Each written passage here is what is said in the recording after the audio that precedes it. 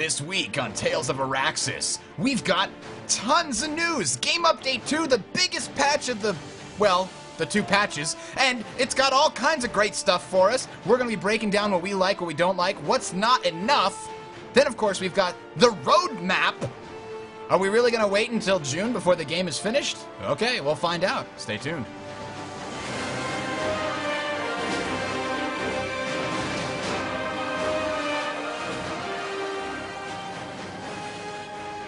Yes, welcome one, welcome all, welcome to another exciting episode of Tales of Auraxis, PlanetSide 2 podcast here by the Sound Strategy Network and Team Legacy. That's teamlegacy.net and sound-strategy.net. I'll be your host for today, aka Bridger. Welcome to everyone here watching. However you got a hold of the program, we are glad you found it. Tell a few people, would you? We're trying to spread the idea of the show and let people know it's available in audio format on iTunes now. If you search for Tales of Auraxis, it's also available with podcast links on the website sound-strategy.net. And of course, on the YouTube channel, Sound Strategy Network. All of those are available. Let me introduce to you my co-hosts. I, of course, am representing the new conglomerate as always. But joining me, as always, from the Vanu Sovereignty, Army Knife. Welcome, sir. Hello. And his esteemed colleague from across the border in glorious Red Republic, the Terran Republic's own East Clintwood. Thank you. And you've literally played me the Song of My People today. So. I did do that. It was great. All right, so thank you, chat room, for showing up. It's showing that I'm playing Civ 4. It is showing I'm playing Civ 4. Yeah. Whoops. I changed it before. PlanetSide 2. I must have not hit the update button after I changed it. I'm sorry, whoever came in looking for Civilization 4. This is not Civilization 4. And oh, how far it is. But we'll get to metagame later on. First, let's get into what we have experienced in the last couple of days since the patch came out. Was the 31st or the first? When was it? Saturday, right? Yeah, it was second.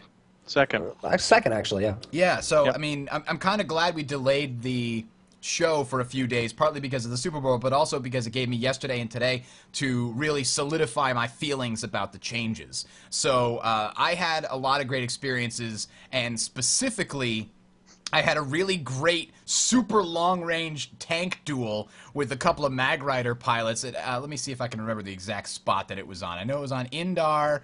It was, let me see if you can visualize where it was. It was north of the Zervin amp station there, somewhere around Crimson Bluff Tower on the way down to Rust Mesa Lookout. There was just this, yeah, this is the hill right here, I believe, that we were on, firing down into somewhere. Maybe I'm wrong. Anyway, it was somewhere over here in these canyon-y, crazy canyon territories. The old stockpile, here it is. This is it here. We had like 3 or 4 vanguards up here basically firing artillery down into the old stockpile. And there were quite a few Mag Riders there trying to dodge us. I was trying to predict where they were going. We'd hit each other and then both like reverse out of view and then heal up and then go back into view until I ran out of ammo. And then I went on a magical quest for an ammo tower because for whatever reason I couldn't find my way back to the biolab. So I wound up at Rust Mesa Lookout. And I found out that we did not, in fact, own that tower, so I kept going until I got to Crimson Bluff, and I managed to get a refill of my tank there, but I also managed to foil a deadly Vanu plot to take over the base from us, and there was only one guy, so I felt very proud. And then I rolled out in my tank again with 27 new shells and joined the fray. It was a great time. It was a magical time, and I don't get to play in Vanguards very often, I think is what I'm trying to get at. So what about you guys? Do you have any good, awesome stories from the last couple days? Riding the tank bandwagon, I hopped in a Prowler the other day, and I took that nice, shiny new AA gun they gave us. I can't remember what it's called, but the double-barrel burster that you can put on that's the on all the others? No, it's not the Walker. Different. It's an actual. I mean, it's like an actual flak burster. Oh, and they put that on top of a tank? Yes, on top of our Prowlers. I mean, you can get them on the Vanguards, too. Oh, I didn't see that. I've got to check that out. This is like maybe a week or two ago when they came out with them.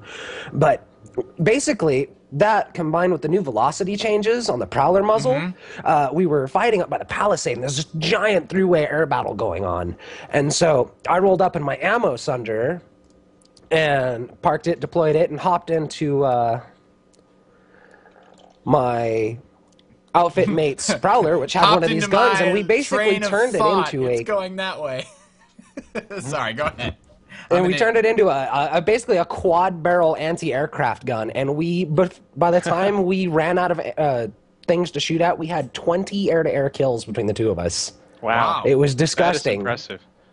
So I mean, it was over the course of like 40 minutes, but it was just absolutely amazing. Just sitting over near the palisade, and there's this giant battle over.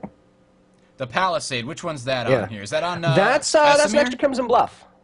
Next to Crimson Bluff. Yeah. The Palisade. Oh yeah, there it is. I knew The I recognized Palisade that. back in I don't beta get to was play that very often. it was So one of my we were favorite. out on one of the mesas out there.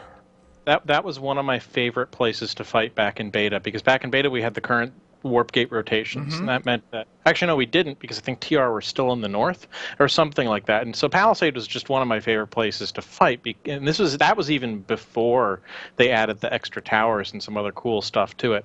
It's a really neat area. And I just remember that we'd always have these battles where you'd go out and take it, and then for whatever reason, whichever faction is in the north always gets really pissed off that somebody else has taken the Palisade. Well, it gives you such a good vantage point over Zervin, and that's exactly what we were trying to do, because there's a big air battle there. And another thing I've noticed the last couple days, I log in and the TR don't hold the crown, and this is just really weird to me. It's like not having your home. That's how I feel about this. And again, it's not a huge waste of manpower trying to hold it, but it's quite the psychological warfare. I got to tell you, I attacked the crown today from the north. That was a lot of fun. That windy switchback road there that's on the back of the crown is actually a pretty...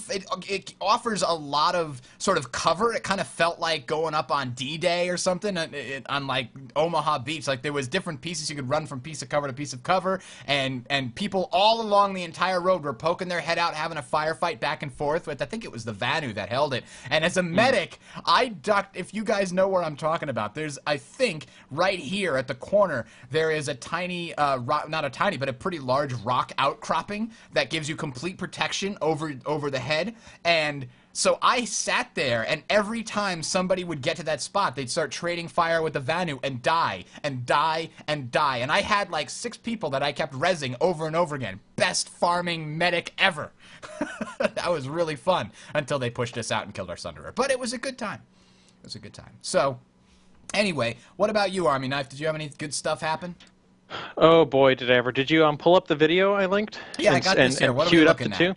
Because that is actually the best segue that you could possibly have set up for my first after action report. There are 2 that I want to get to, but let's just get this footage going. This was you can go ahead and just play it over while I'm talking, because what happened was, this is I believe before the patch dropped, so TR were still in the north. And we wanted to take the Contlock away from TR. And we were having a really terrible time of trying to push up into the north because we simply didn't have the manpower. Too much of our Zerg was tied up at the crown. So we organized about 5 different outfits in like 16 galaxies or something. Each and every one of them filled up to a full 12 men. And we just did a gal crash onto the crown to take it. You're talking about going up the switch. This is the D-Day variant, the air cavalry D-Day variant of taking the crown back. This is the 101st Oh yeah, and so dropping. you're about to see all this fire just start lighting up from all these different galaxies and the AA that's on the crown as we start swooping in. I was in a max for some of this, and just huge numbers of people. Die? You know, a gal drop doesn't require you to slam into the ground. They can fly over like a level bomber. Yeah, so this was just a massive, massive manpower push, and we ended up taking it. The video's a little bit boring because I was trying to hold down C, but eventually I'll run out and try and get some good footage of everything else that's going on. But we actually brought enough people to start bringing up all those bugs that you get on the massive, massive battles. Oh, yeah. Speaking of that, after the patch, anything near the crown or TI alloys just wrecked my computer. But they said a hotfix patch today that they said should fix it, I think. So... Yep, and I think that did fix some of the performance issues. So this was just an absolutely massive battle. And actually, if you skip toward about the tail end of it, there's something else. There's something that's worth seeing if you're a Vanu heavy assault player. Oh, this is that Lasher footage you were talking about, I think. Yes, it is. Because this is something that I discovered during the Ultimate Empire Showdown, which is there are uses for Lashers that aren't like semi-close quarters, closed fights, which is anytime you have a massive amount of people, just grab a Lasher and start laying down fire, because you don't even have to be aiming properly at people. You're just going to start getting all sorts of combat, like just assists and bonuses, and you'll go through so much ammo just laying down suppression. Because I actually had a battle where guys in my outfit pulled up their Lashers as well, and it was the most beautiful suppressive fire that you can ever see, glowing sperm keeping the TR indoors. And really, I'd love it if more Vanu would start getting Lashers for their heavy assaults and just I would really not massing. love that. Come to think of it. You know, I never tried getting like they're the equivalent of the. Oh, is that all we get? The jackhammer? I thought we also get some kind of a cycler. That's gun. that's the jackhammer. Oh. And I got hit by a jackhammer the other day as a light assault, and it almost killed me in one shot. So the latest buff has actually fixed the jackhammer for you guys. Yeah, I saw the jackhammer had a ton of changes. I thought the jackhammer was a super shotgun. Am I thinking that it's wrong? No, but don't the heavy assaults on our faction also get some kind of Gatling gun? I thought I remember looking that up. I haven't played a whole lot of heavy assault recently. I've been playing a lot of medic and engineer, so I'm sorry I don't know all the heavy assault lingo. I should play that this week, though. We can talk about it the next week. I'll play around with the jackhammer and give my report on the next one here. Anyway, as I've been saying, so this is what's really good about this for these massive battles. The more Vanu that pull those Lashers, think about it. You're laying down lots of suppressive fire. None of you has to directly hit anybody, but everybody is going to be doing a lot of aggregate damage. And this is something that actually got put to good effect. Is it because they do splash damage? Is that the idea? Yes, it's the splash. So not a real everybody. lot, though. It's a very tiny area around, because you're shooting so many. It's a relatively small area, but you just look at all the times in that footage that the red cross pops up. That's me getting splash damage. So especially in that semi-crowded area, I got so many points that weekend, it was ridiculous, just from assists and the occasional kill. And so that again is another really great segue into my second after-action report. And I'm not going to link the footage that I took of this because it's a 40-minute battle. And this was the Ultimate Empire Showdown. The last event for that was, or second to last event for that out of the three, the middle event, was to whichever faction held the bastion at the end of 40 minutes was declared the winner. Ooh. And so the Ultimate Empire Showdown was done across every server, and they tallied up all the results. The Vanu on my server, and I believe a number of the other ones, happened to be the faction that just was holding the bastion at that time. So we did a armor column push to defend the bastion, and from there we just had pretty much everybody in the Vanu population sitting on the bastion, which is that was described before and really loves it because it's kind of like the Helm's Deep of Amerish. It's got this big, broad wall off to the left, and then you have to be up on some roads to get to it, and you can see it right there. I don't know. I think that was kind of heavily biased towards the whoever's in the northeast and the south warp gates on this map. I mean, look, there's a giant mountain range. For the purposes and anything else. For the purposes of this competition, though, it didn't matter because you had like essentially all faction population for everybody was on that. And if you zoom in quite a bit closer, I guess whoever was in the top left there would have had Ickenham. This was on the 25th, right? So that would have been the VS. So that was Vanu. Yeah. So anyway, what was happening was the three objectives, the A, B, and C, if you zoom in, because this is important for why the bastion is actually fairly difficult to hold in this scenario. Yeah, I remember one's here. Is right in the middle of the tower. And that's C, and B is in the building off to the left of the tower. Yep, I remember that. So the three objectives are not very close together when you're considering the fact that everybody from all three factions showed up. So we were getting hit on all sides from TR and NC, who occasionally just start shooting at each other, but in general, they were coming from different directions. So we would just be running around from place to place and just putting out fires at all the objectives. And somehow, for 40 minutes, we held out against the entire population of TR and the entire population of NC. And that was where I figured out the Lasher was an amazing weapon for crowd control. And a couple other heavy assaults figured that out too. And it was even better because we are sort of taking advantage of the draw distance issues that happen when you get massive amounts of players. I was going to say, it kind of looked like a situation where it's like, dude, look up! Yeah, so on the bridge going towards C, from the tower, because there's this one like bridge that leads to another tower with some turrets and elevators and stuff in it, right overlooking sea. Myself and like 3 or 4 other heavy assaults all pulled lashers, and even though we couldn't see because of the draw distance, we just start shooting and start getting kills and assists. And that was a ridiculously fun battle, and we won in the name of Bill Nye the Science Guy. Bah! We will win in the name of... patron saint of the venue. Yeah. Yes. We will win in the name of bald eagles everywhere. All right, so let's move on then here. We are going to talk about all kinds of stuff in the news this week. But the biggest thing that affected me is Alpha Squads are now 50% boost, motherfucker. Yeah! Yep, and they will be restoring those boosts to people who overwrote them. I'm not sure how they're going to balance that out with the people who have been using them consistently since then, but still, it's good that they will actually be getting around to not fucking people over. Absolutely. Chat room's awfully quiet. Do you just have no comment here? Are we boring you? Let's move on.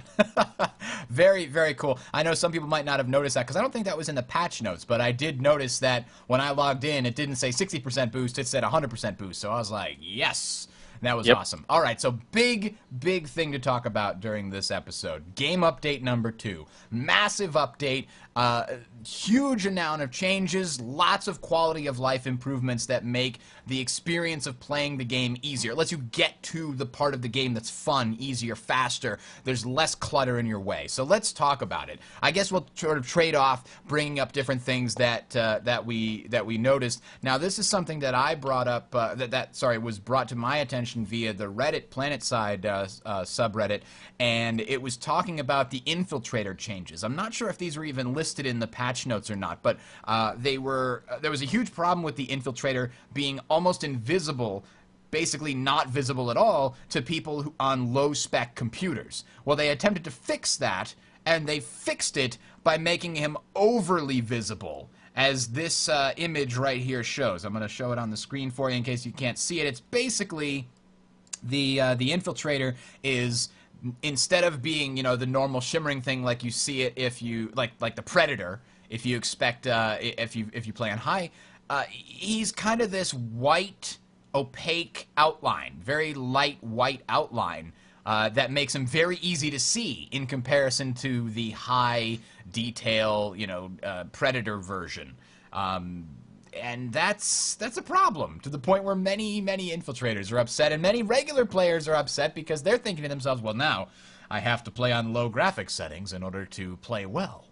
And, well... Oh, and that's not even looking at the IRNV shot of that guy. Oh, yeah, they're invisible now, right? Is that true on IRNV? No, on medium and high, but on low they're bright white. Oh, no. Which is even worse than the way they were before the patch. Because there was a link to a PlanetSide 2 forum, I think, from that post, at the bottom of the post, and in that thread, it shows the screenshot from an IRNV on low settings, and the infiltrator yeah, is I'm seeing it bright right now. white. Look at this.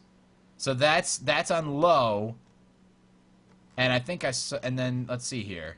Let me minimize that. There we go. And then this one is on high. It's way harder to see that guy. Oh yeah, and it used to be that you could see them, but they fixed that now for the high resolution settings, or the high graphic settings, which is nice. But it's completely screwed people over for the low settings. I mean, screwed over infiltrators, who got the SMGs this patch, so they're not that screwed over. That's true. I was gonna say I wanted to play an infiltrator so I could hack things, but I didn't want to use a sniper rifle because I knew we weren't going to be at long range, and I was like, I don't get a shotgun. What can I do? Oh, yeah, SMGs. I didn't get a chance to try them out myself because I died really quick, and I said, screw it, I don't want to be an infiltrator anymore. Probably because of this bug. Maybe. And we actually lost that point that we were fighting for. Has anybody else had this bug where you can't deploy on spawn beacons because it says you have to wait for 17 days and so on hours. No. I think I might be the only one. I've really... Yeah, I haven't seen that. You know what? Maybe that's I'm because pissed. your clone has to be sent back to the facility for proper, Yeah, this one's reassembly messed up. We need to rebuild it. before can they make can him drop it better. in. Because I've been having that problem, and I can't find. I haven't looked too hard on the forums. I assumed that if I was having the problem, other people were. Because Someone in the chat is having it. Oh, okay. 23 days and 22 hours. Oh wow, okay. So at least it's wider spread than just me. There's that. I hope that they get that fixed, because every time the commander, squad leader's like, "All right, guys, drop on my beacon now." I'm like, I can do it in 18 days. Will Give that me a be month. good enough? I can beat a month, man. I can get there in less than a month. All right, I'll see you in 3 weeks. Huffing across, You have to Oregon Trail up to the spaceship. huffing across all 3 continents would be faster than just taking a beacon from space. All right, so. Yeah, I hope they get that fixed. Somebody else is probably having that problem too. This is despite whole system reboots, much less game reboots. So it's got to be something weird going on in there. And anyway, Army Knife, what about you? What things from the patch have you been surprised by, encouraged by? What did you see? Well, the very first thing that was, will jump out at anybody who has been playing since before this patch are the UI changes. There have been some major, like the font changes, the scoring interface is slightly different, and it doesn't. They were supposed to make it not put as much of an emphasis on KD. It still kind of does. But most importantly, it changed all the way that colors are handled for the factions. You can actually go into the Settings tab, and under General, you can actually select what color every faction will be on the minimap and in your UI when you're spotting people or seeing them. This does not affect the squads, who also got slightly better colors.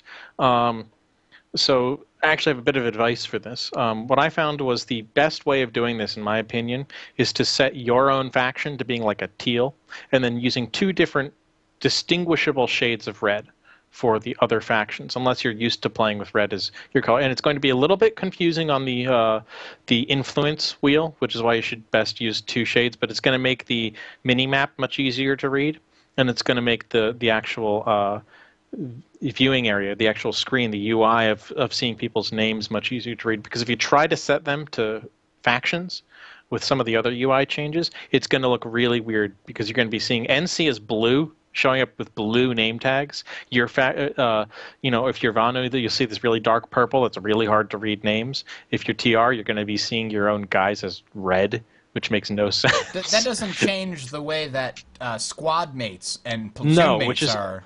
Which is another couple of important points, because I know some people in my outfit were talking about how they set NC to be gold. Not a good idea, because your platoon leader and squad leader are gold. Aha! On the minimap, so not a good idea. It's gold! Shoot it! Why?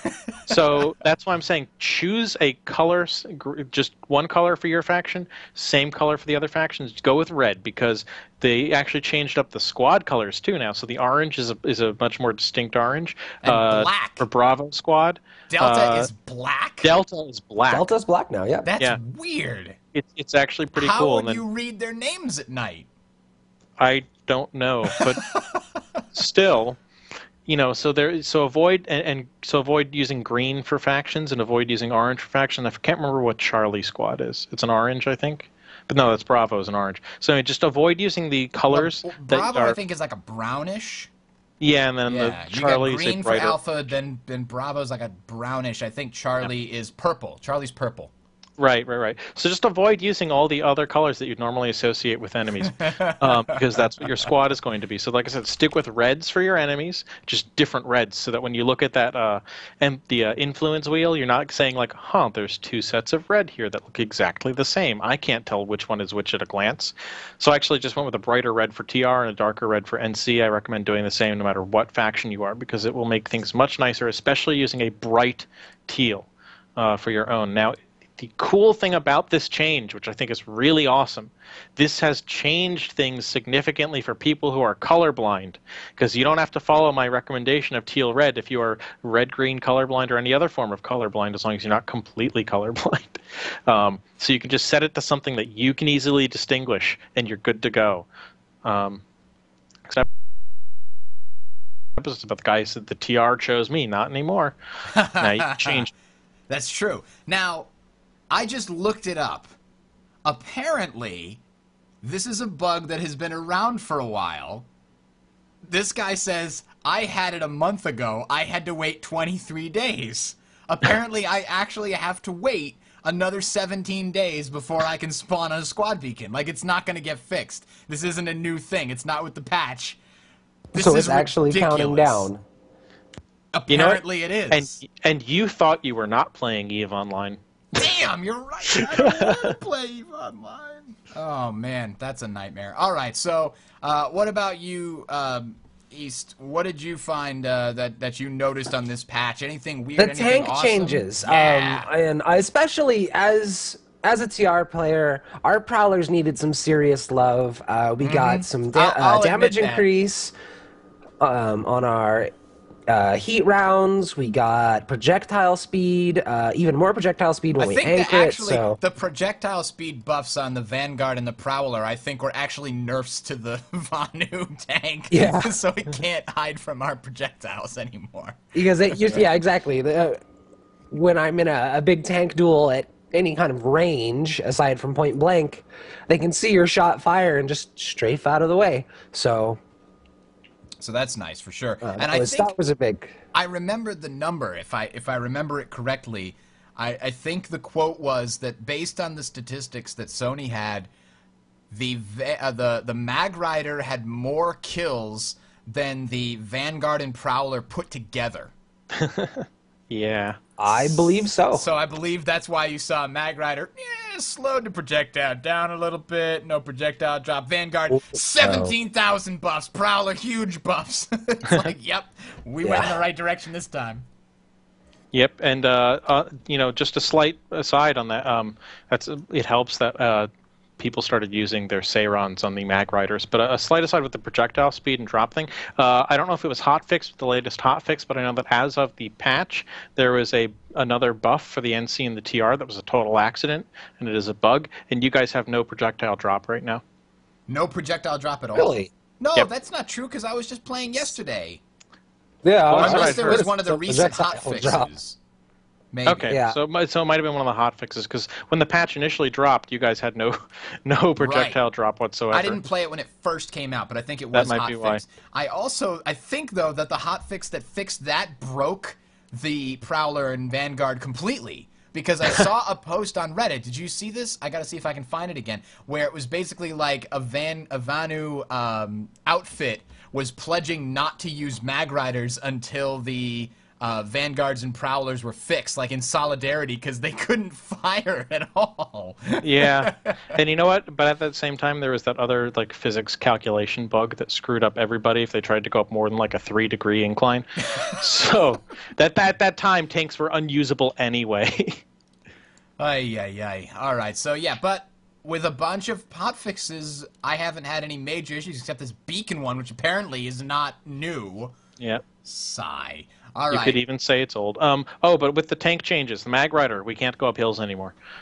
They removed the ability to strafe to get extra. It was essentially the same thing as strafe jumping, but using a tank. So you get extra traction by strafing to the side while you were going forward in a Mag Rider. So we could get up to all sorts of ridiculous places that other tanks couldn't. Explain to me how you get traction on a tank that can't touch the ground. Yeah, that's kind of a physics fail That's what's right there. that's what's confusing to me about the fact that now we can't get any traction going up hills. They've nerfed it to the point where we have less traction It's in not our about tanks. traction, it's about thrust. Yeah. Wait, but did we point just go is- to a sexual innuendo thing here? We have less than On a this Prowler. show, never. It's not about the traction you can put down, it's about the thrust, baby. Well, that's why we have the Mag Burner. Yes, I suppose it is. Does that help you go up hills? Not anymore. They nerfed that too.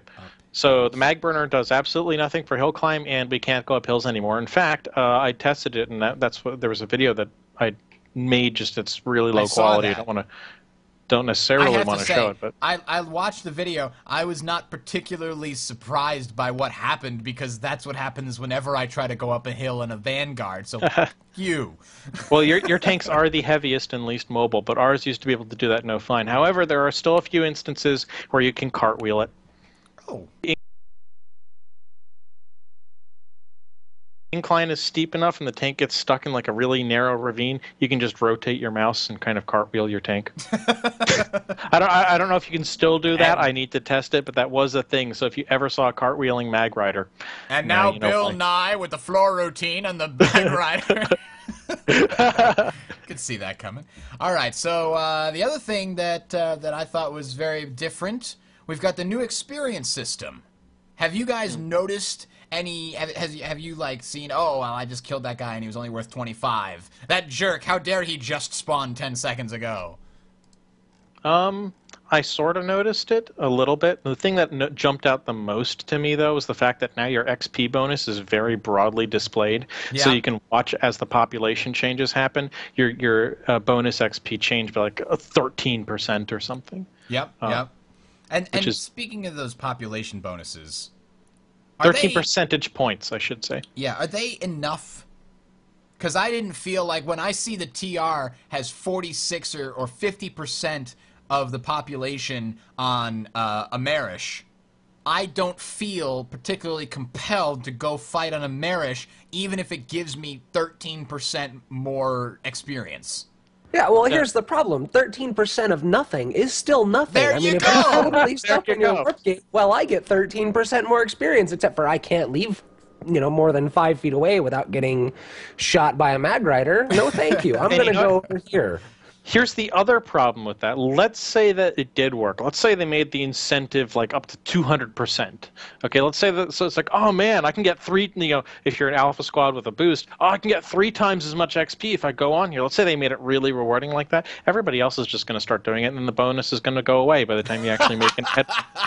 So it's like the stock market. What was the point? If you're the guy who gets there first, then you curse all the people who came after you and ruin the good thing. Well, not necessarily, because if you get there first and like you bring a small squad who might be able to make a tiny dent and get some kills, you're still not taking any territory. You're still not doing anything that's the meta. Because if you get there first, once you get enough people, and man, that could cause like massive population changes as one side. Yeah, they got to ride the knife's edge on there. But I think right now, 13% is a little useless in terms of convincing me to go somewhere where I'm just going to get killed over and over again with 0 chance of success.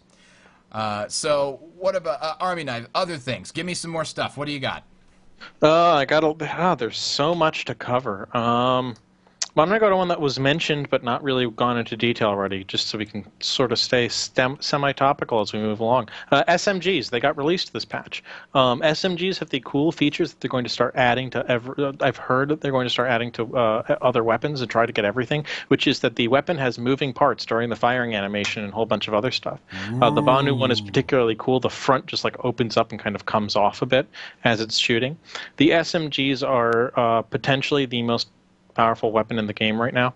They're a little overpowered. Is it stronger than a G22? Because at close to medium, at a close to medium range combat, like I've logged in and decided I'm going to play with my SMG for a little bit. I'm going to switch to a class that has it and use it for a little bit, and then I realize that everybody else around me is using SMGs, and you can just hear nothing but SMGs. Because if you put on the level 2 laser scope, they have insane hip firing accuracy. These things are meant for light assaults, clearly, but then you can still aim down sight. They have relatively low recoil. They're fairly high rate of fire, and they pack a surprising punch. You can kill somebody in like 6 shots with a hip fire cone that is freaking aim down sight for some guns. The disadvantage to submachine guns should be that their damage falls off relatively quickly. I think it does, but you know what? In most engagements, that's not going to matter. Most of the engagements in this game are at that close to medium range. That's true. A lot of people don't like doing the long range assault.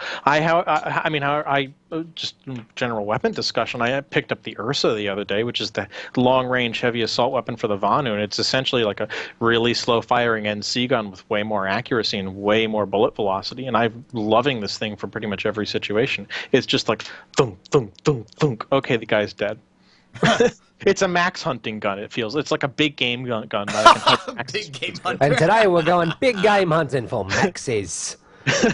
So I mean, it just has a ton of damage up. So but it's very semi-rare that I really get to use that gun at its optimal range, because most of the fights are a lot closer in. So the SMG right now, because of the way the fights and the maps are laid out in the buildings, the best best weapon in the game, hands down, and you can use it with every class. So every unlock you get for it counts a hell of a lot more. Yeah. You're not wasting certs on a whole bunch of different classes. So I That's a would really good expect point. some kind of nerfing to it in some way. I personally think that they should be a little bit less recoil, a lot less damage, but faster rate of fire in all of them. That's probably not what they're going to do. We'll see what they do. Some people have complained because they think it replaces the scout rifles, the automatic scout rifles, on the infiltrator class. I don't think so, personally, because the scout rifles still have a higher bullet velocity, and they still have a much tighter cone of fire on full auto with aim down sight. Aim down sight on my SMG, at least for the Vanu one, which I have the experience with, it's jumping left to right. It's bouncing all over the place. It's horrible aim down sight. Hip fire, amazing. Wait a minute. How is it more accurate on hip fire than it is on aim down sight? Because of the level 2 laser sight, and then the fact that aim down sight makes it super tight, but it's bouncing everywhere. So it's a lot harder to use on aim down sight, which is why I just put an IRNV and only use it for smoke whenever smoke's deployed.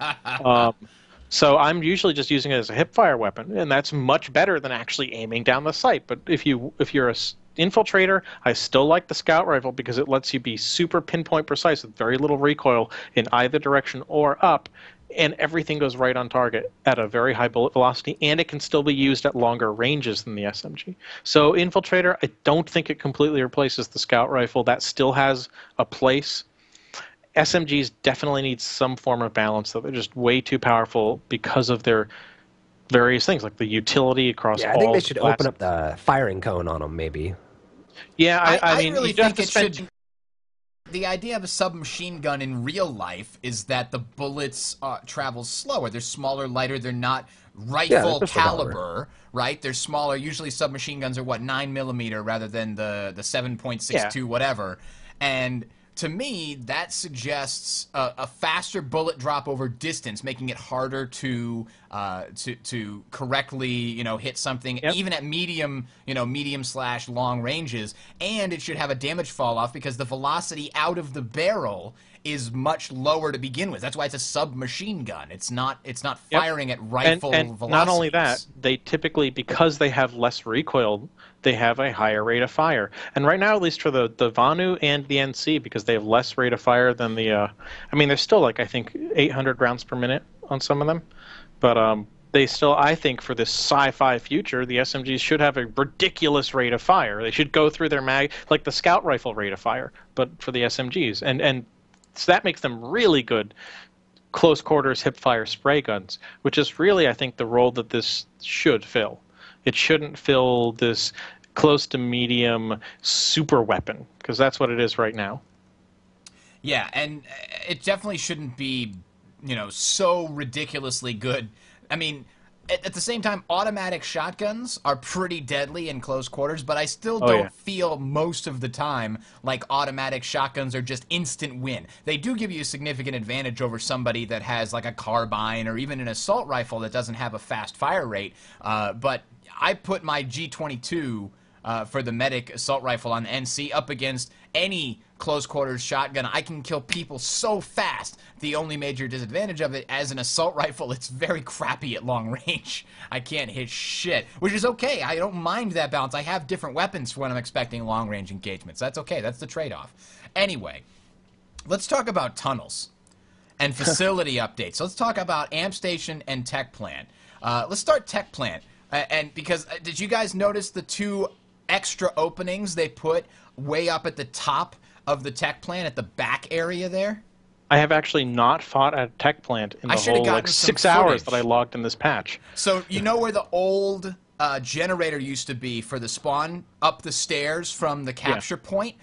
On that landing, there are 2 exits to the exterior that do not have protective shields, that you cannot climb up to them. You can use the elevator at the base entrance where at the other end of the building where the 2 main, non-shielded infantry entrances are. There's that elevator between them that goes up and down. You can take that up, climb on top of the Tech Plant, go all the way across and fall down onto the balcony where those 2 non-shielded doors are, so that you can actually get access to other parts of the tech plant, even if the shields are up. And I really like it. It kind of opens up less of a stalemate-y feel. You could also potentially get up there as light assaults, obviously.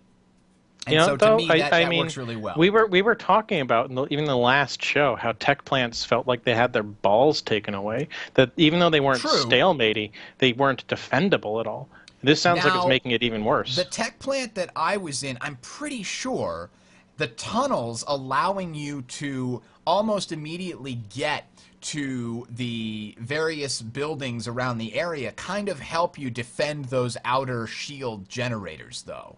And I like that. Yeah, it makes it so much easier to get to the shield generators that it makes up for it. Okay, then that is perfectly fine. And I did get to test one of those out. I would say for anybody listening, spend some time in those tunnels just to know how to move around them. They are fucking awesome, but they can be confusing. They can, and it's usually pretty clear.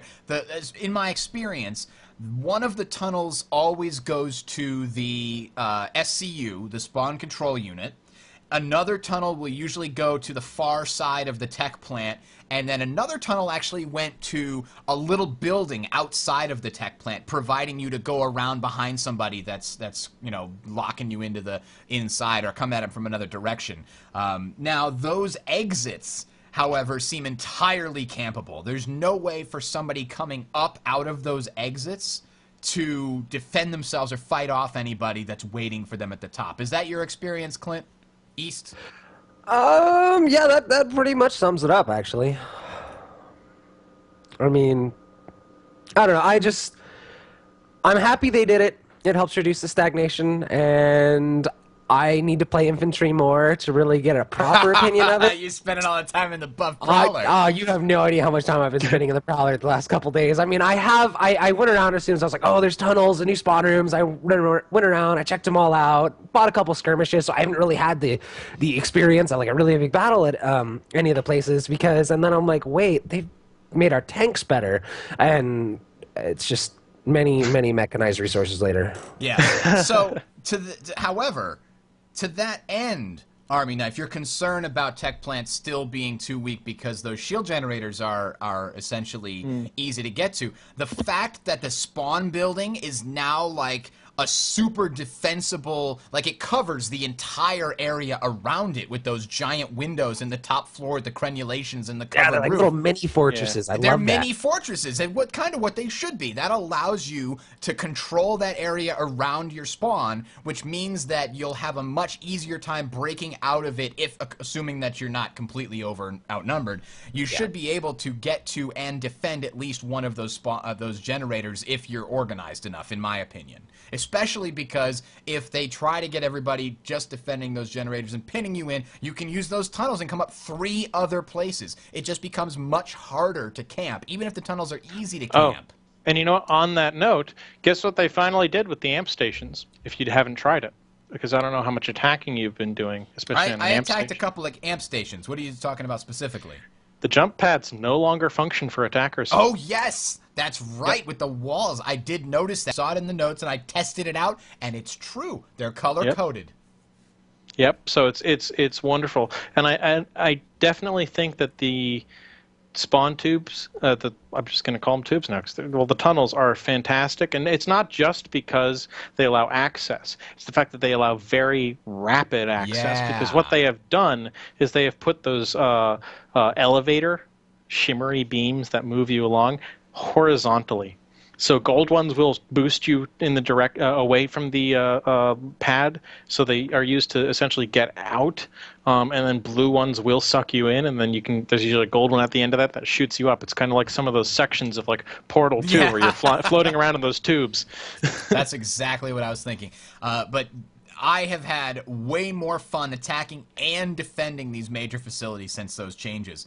Biolabs, too, I noticed that the Biolab spawn room is much expanded, and I think I really didn't get to fight in a Biolab. Did anybody fight in a Biolab? I did do some defending in the Biolab. What did they change there? I know they mentioned something about changing the way that the I didn't. The exterior... they changed the landing pads are very different now. Yeah, they've got like some kind of a roof over the entrance. Is that it? No. The landing pads now have these the jump pads that you Yeah. land on and can go off of now. You're not just stuck by going up there. You can actually get off of them to the satellite bases. Have essentially these walls that and stairs down from them. So players are protected landing there. It makes the battles there a little more interesting, and not just the defenders on the inside always slaughter people on the landing pads. It also means that if you try to fly a scythe across it to kill a bunch of people, you can have a harder time of it. Speaking of lawn mowing. Yes. So another change while I was there, it was either I haven't played enough with the nebulas, or it seemed like there was a projectile speed increase for the Vanu Max weaponry and a tighter cone of fire. That could have just been me being on a roll and not noticing it. Something did feel different though. So sometimes they release stuff without actually describing it in the patch notes. There were a ton of small tweaks. So yeah, I think there was a couple of things in there that said unreleased, patches or ninja patch something or other. I got to find that thread. There was a couple of things in there. Nothing that I saw that was super big that I didn't notice. I don't know, because my not calling it super big. I would say that my 34 kills without dying would disagree. It made the nebulas really powerful in biolabs. Countdowns added to the vehicle tab, so you can look on your certifications. Yep. They said that there's a "you are being revived" message on the death screen. Yes, there is, and it's amazing. I've never in the seen lower it. right-hand corner. In the lower right-hand corner, you'll see their name pop up in green. Not only that, but on the deploy minimap, when you're dead and waiting for a respawn, medics now show up as people with crosses on that, so you can see how close medics are. That's useful. I never if you'll notice, there's actually a whole bunch of things. Now, remember the big post from Buzzcut Psycho? We did a whole episode on it. Yeah. There are so many things from that post that Sony is really listening to the community. So, and you know what? I have to say this. Like I said, this patch, despite some of the problems that we have and still that exist with the game, so much got fixed and so much got done that it really, I think, has revitalized the game in a way I wasn't expecting. Absolutely. I think the major change that affects the majority of it, though, is besides the spawn changes and the changes to those tunnels and making it possible for defenders to get out and fight and not be camped. That is a huge change, because usually what would happen is once one side, the attackers, had enough numbers to push in and get to where the enemy spawned, it was game over. It didn't matter if the defenders then played well from that point on. They were walking out of a door into crossfire from 5 directions. There's no way even the best players in the world could break out of that, regardless of how good they are. The fact that you now have, like, 5 exits from the spawn building itself, even on the smallest spawn buildings, and that the doors and windows are huge, so you can project power out of the building in all directions, and the fact that you got those tunnels, that makes it a huge game changer for the defender. They can actually have fun defending things. It requires just so many more people to affect. I mean, the camping is going to happen. It's part of the general tactic of taking this place, remove their ability to defend it. But it makes it so much harder for the attacker because they have so many more angles to cover, so many places to watch.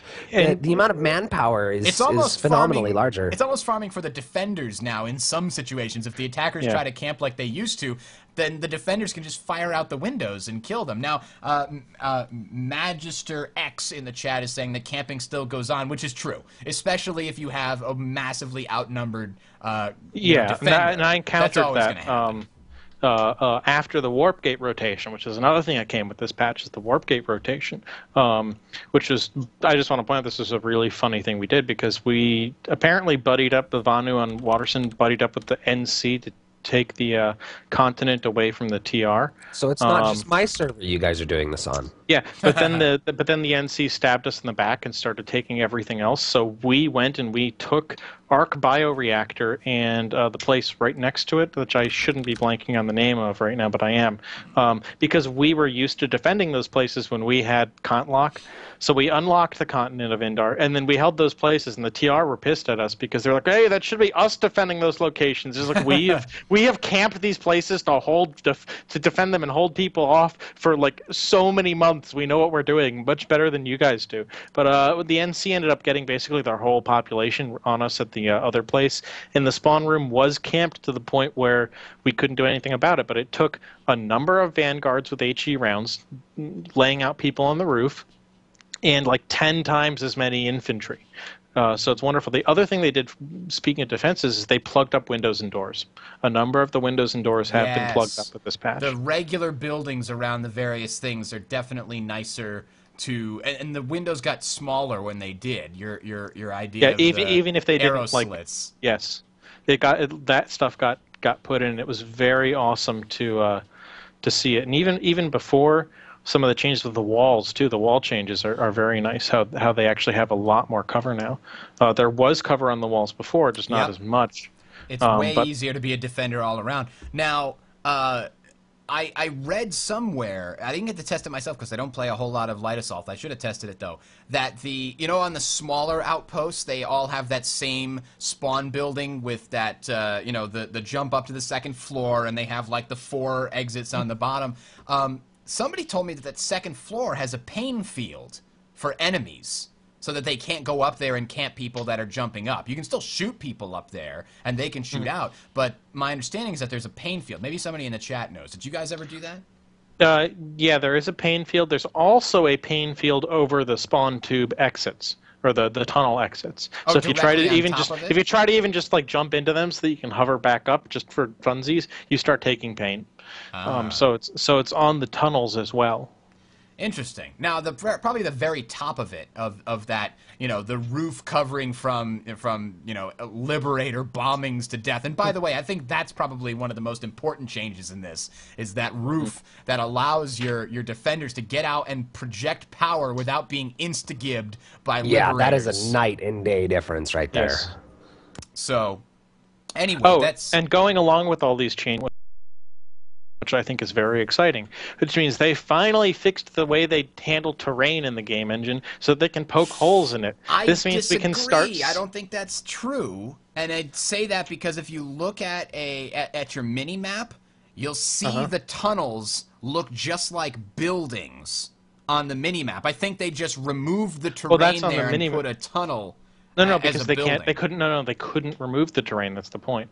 They couldn't do that the way that their engine was set up. So you have to actually make a hole in the terrain map in some way. The one way I thought they might do it, that I mentioned on the last show, would be to just like put a building walkway over it if they couldn't do it, and then to just lower the terrain map height. I don't think that's what they've done, because we see the terrain normally in the amp stations. It's there. So I think that they actually did update the terrain, and I think that was responsible for some of the frame rate lag issues in certain areas.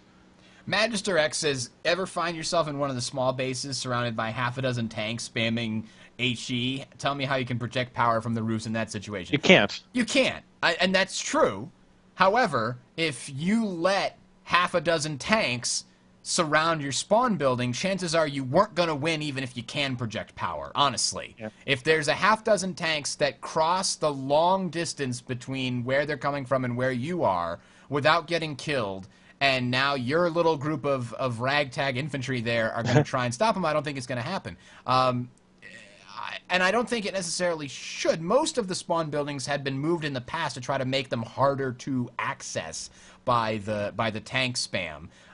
So there's that, and the fact that, if you do it right, it seems like you should be able to stick your head out and fire, get like 3 or 4 people coordinated with heavy assaults to shoot and kill a tank, and then back into the building before they manage to fire at you. And that's even HE before goes spawn beacon spams. through the shields, though. That's what he's talking about, right? That's the problem. No, I don't think it does. If you're very close, if you're like just poking through it slightly. And part of it is, you have to preemptively be projecting the power. You have to have the people there with the rockets ready. As the tanks roll up, you can start popping them one by one. But if they've already had the time to encircle you and you're just now getting everybody spawning in there, then you're kind of SOL. But yeah.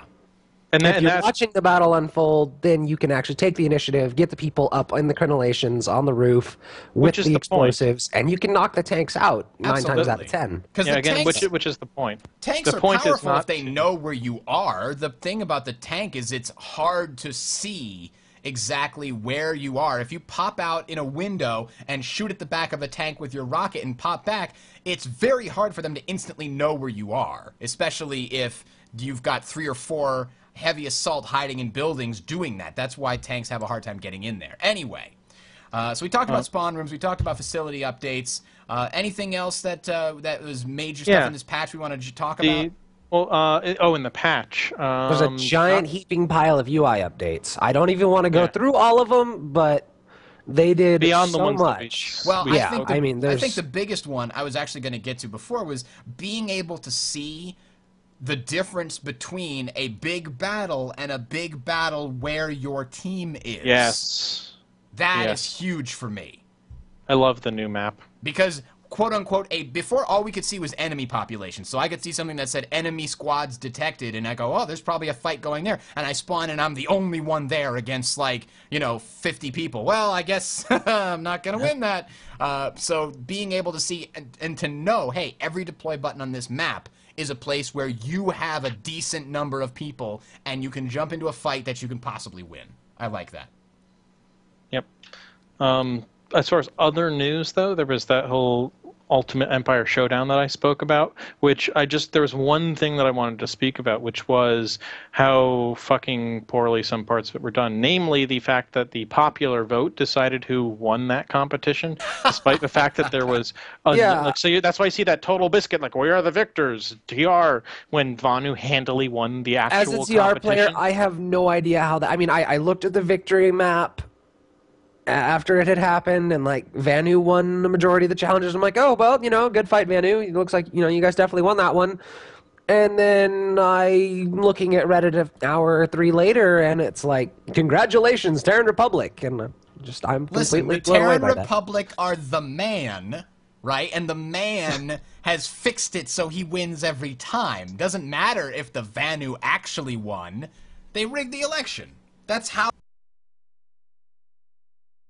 Yeah, that's that's what's annoying. The other thing we've mentioned too is the warp gate rotations, and there was something that I really wanted to talk about from the warp gate rotations, which is we have really made a lot of jokes on this show and everywhere else about how bad the NC are on Indar. Now that the Vanu are in this location, I'm beginning to think that it is not the NC that suck, especially because now they're pretty much controlling Indar very handily. The north warp gate and the southwestern warp gate have really good ways of getting around. The terrain is good for moving lots of infantry and vehicles in both of those areas. Open. And you can project power from those locations, and you can move. The canyons in the southeast is like being on fucking Amarish when everyone else is a good a good 300 meters up and can shoot down at you and move everywhere. So I think that the issue is that Indar just sucks for the southeast side, and I think that's what it is. Because I agree with you. No, it's on both the top and the middle of the map. There are like 3 choke points. There's like the crown, and the area around that has like 2 different roads to leave this southeast sector. Then you've got the Broken Arch Road and the areas around Tarwich. That's another choke point. And the last one is the East Canyon choke point and the Howling Pass choke point in the north. And it's like those areas are so easy to stop the NC every single time. They can't get out. Or Vanu, or whoever's down there. Yeah, and it's not only that. I'd be okay with those choke points existing if the rest of that area were not canyons, because you can't move massive columns of troops and tanks anywhere out of there very easily, especially if you are nearly warp gated or you've lost the one tech plant that you have there. You cannot get mag riders or your heavy tanks from anywhere but your warp gate, which means that you have to call them nearly single file through these really arduous winding pathways. To be fair, this works defensively too. Yes. I've lost count of the amount of times that I've been in the middle of a 40-man Prowler column, and you see 10 Liberators in formation with escorts. Then you just notice the tank column just vaporize because you know what? Here's what I have to say though. Defensive, sure, but this game is not currently set up around turtling. It is Yeah. not set up so that being a defensive faction in a really defendable area is a good thing. You want to be able to move out of there. So I'd wish that they would fit. I would wish that they would do something, either invert the terrain, the height map, basically make that plateaus with deep canyons. That would be cool. Though the other thing about that is everywhere else is elevated over that area. So like you were saying with the palisade, everywhere else around that area can shoot down into the major bases. Yeah. So you can't get your troops anywhere. Nobody can actually get out of there because the choke points can be camped from the other side, and everybody can shoot down into you. This was not an issue in the beta. The early beta, when galaxies could be spawn points, because then you just packed a galaxy and you flew out of there and you didn't care. It was much more balanced. But now that it matters, your Sunderers have to get out of there on the ground. Yep, They Sunderer can't. placement is the big thing. As an attacker in this area, it sucks. It's like swamp, it's like rainforest. It's ridiculous because you have to put your Sunderer in a safe location. And when the only avenue of approach to the place you're trying to capture is a narrow canyon, getting a Sunderer to a safe location is not going to happen. That's the major thing. In all the other territories, there's like, you can go around the back and hide behind a tree or a ridge or a hill or a little thing. You have many ways to get around inside to the side of where you're going. Now, to be fair... And it's not like this section of Indar isn't cool. It's very cool. It's just... That's what I was going to say. It sucks.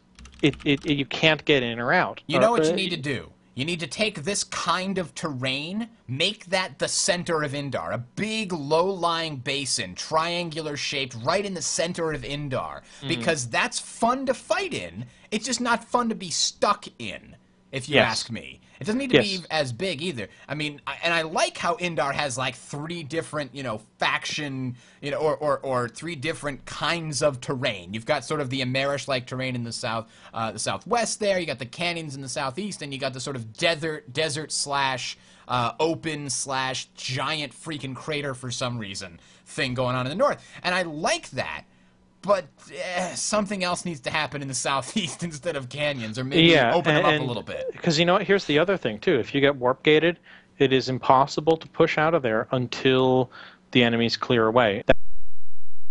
That canyon limits your vehicle, again, your land vehicles. You literally can't move. You can just have liberators camping you all day, and it doesn't matter because they know exactly where you're going to go. You only have 3 options to get out of there.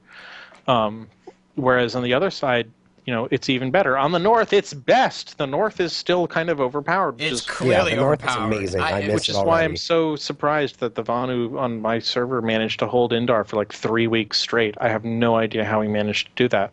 And now, just for server-side news, our leadership has decided, we need to hold the crown. When did this happen? We're losing horribly. We're in the southeast, and we want to hold the crown. That's exactly what the NC used to always do from their little southeast corner. They're like, hey, we need to hold the crown. And meanwhile, my TR comrades are sitting there in their lawn chairs.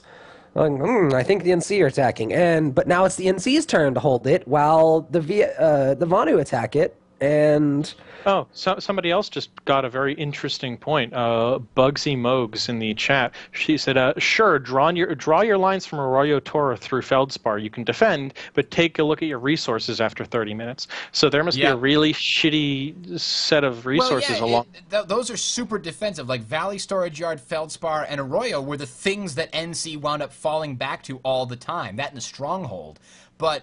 Again, that exactly. We need Tarwich, Zervin, and Rashnu in order to have enough income. I mean, Zervin specifically. The only times when I ever kind of ran out of resources was when we didn't have Zervin and I wanted air vehicles. Zervin is like 30 air resources, and there's nothing else in that corner, really, that compares to it. And the other thing is, around Zervin is the rest of the air resources. So if we get pushed out of Zervin and the area is directly adjacent to it, we get almost no air resources in that southeast So someone else just asked, and I think this is because we're on the topic, and everybody's had a little bit of time with the new warp gates. Someone just asked what we think of Esamir and Amarish, and From I can our say new with perspectives. Yeah, on our new perspectives, and I can say even from the old perspective, Esamir is unbalanced. It's crazy unbalanced, which is in some ways kind of good, but really not, because whoever owns the northwest Warp Gate, which is for Vanu currently, will always have the easiest time of taking Esamir because they have the best resources up there. There's a lot of air resources immediately in front of that place, and tanks don't die all that often. There's a lot of tank resources around the southeast, but that's not going to matter if you're getting strafed by rocket pod Reavers or rocket pod Mossies or even rocket pod Scythes. It's not going to matter if you have no air force to defend against the air force, especially because the devs have specifically said we only want anti-air guns on the ground to be deterrents. We don't want them to be killing everything. So whoever controls the air resources on Esamir really controls Esamir, and that is whoever's in the northwest. Not to mention, look at the southwest here, still labeled as VS. Frostbite Harbor, Everett Supply Company, and Jaeger's Crossing are least massive. defensible bases. They are massive, and they're so hard to defend. And those are like your cutoff points to your warp gate. Yep. And to me, the fact that if the enemy takes those, you lose access to all your other resources. 3 points will cut you off from the entire map. That may be true of actually the other ones. It just doesn't seem like the other ones are so go look at the other ones combined. Actually, the TR seem to have the same thing. But look on the NC, what used to be the NC, the Northwest now here. The Bonus. It's not nearly as large, these three. At least they don't seem like it's it. Not only are they not huge. nearly as large, but here's the other really important thing. Look at the variance in terrain in those areas. The right immediately outside of the warp gate for the southwest are these flat, giant open areas where you can just get pounded. Mountains with cliff with choke points too for certain areas there. I mean, look at Manny Biolab is like the way you get from the warp gate in the northeast to the warp gate in the northwest. And going from northwest to south is just way open everything. You've got a Biolab, you got this Traverse, you've got the Munitions Corp, you've got ISA. I mean, there's all kinds of stuff. Anyway, that's Esamir. So Esamir is crazy unbalanced. So Esamir needs a lot of work, I think, on the terrain before anything gets done. Amerish, I honestly think this is the most balanced continent that they currently have. Yeah, I agree with you there. It's actually probably right now the most fun continent to play on because everybody's fucked over by the terrain equally. Tank battles still happen, and when they do, they're actually pretty cool because of the variance in terrain height, and there's some like open areas, and so it's just really awesome. And there is nothing quite as fun as grabbing a galaxy. It's still a galaxy of 12 guys and being like, okay, guys, air cav time, and you just fly out. Air cav is really important on Amerish because the terrain is so hostile. It's very harsh. Look at the center of the map here. If you're coming from the north at all and you take Rock Slide Outlook and you want to go for the ascent, look how far you have to drive around to like. You can't even get to the ascent. The ascent and Raven Landing are both accessible only by air. Oh, you're right. I just noticed that. These roads don't even go down there. So if you're trying to get... I mean, you got to try to get a... you have to take air cav. You still want to try to get a Sunderer, like, climbing up in the mountains there, but it's not going to get close. The only thing you can really... I mean, there are a couple of places you might be able to get a Sunderer up, and I think one of them is that slope near Raven Landing, but there are some places you can kind of get one up, but usually anybody who's up there will have a Liberator because they've been doing air stuff, or they'll have tanks, and they'll blast that thing before it gets close. So really, Sunderers don't work for getting there. Your only option is to bring an infiltrator with you and to hack stuff. And that's actually a really kind of cool place to be fighting. And especially I love that if one side gets Raven and the other gets a set, and then you have the one road that connects the two of them. How the hell did they construct these things up in the mountains to begin with? Well, they dropped them from space, didn't they? Of course, they dropped everything from space. It's the future. They've got everything but dimmer switches. Yes. But still, this is an awesome map to fight on because the air cavalry matters.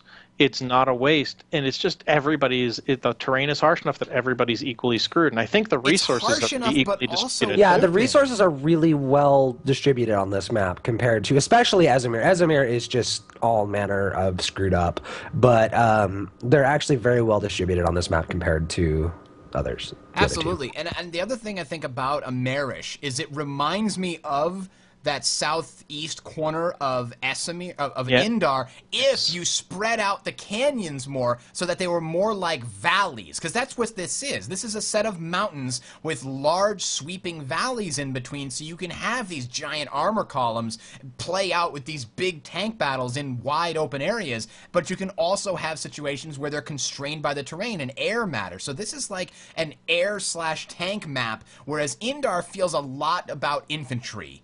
and Esamir is definitely all about air. Well, it is a lot for infantry if you're in the north warp gate or the southwest. For the southeast, there's just no reason to be on Indar anymore. Yeah. So I definitely like Amerish a lot, and I agree that it's the most balanced. However, I think some of the places on Indar have provided me with the most fun fights. And the places that always remind me, I just today had a fight outside of Dahaka Amp Station here, and between Dahaka Amp Station and Korra Med Labs is some of the most fun and interesting terrain to fight over, because you've got this giant wall defensible point here with guns and AA guns, and then you've got Core Med Labs right there as a spawn point for the attackers. And this area here, sieges at Dahaka are probably the funnest I've had in the game. Actually, I have to say, at least out of all the tech plans. I also have to say, or the amp stations, and I have to say, just wait, Bridger, until you guys decide to roll a Vanguard column out of Indar Excavation Site and the TR decide to counter with Prowlers out of Quartz Ridge. That I had a really awesome fight there that I captured on video, and it happened at night too. And it was a massive 20 Vanu Mag Riders versus 24 something. It's huge numbers of tanks just exchanging fire across that valley. There was a no man's land, and then infantry started taking Indar Comare, and so we decided to fly up in a galaxy or drop pod in or something, and we infantry pushed down from Indar Comare. We pushed back up around Indar Comare, and so there's that section of the map is the all the fights fun in that in the world. canyon just north of West Highlands checkpoint are probably some of some really fun ones too, because you'll see armor columns going down there. I remember back in beta when the warp gates were exactly as they are now.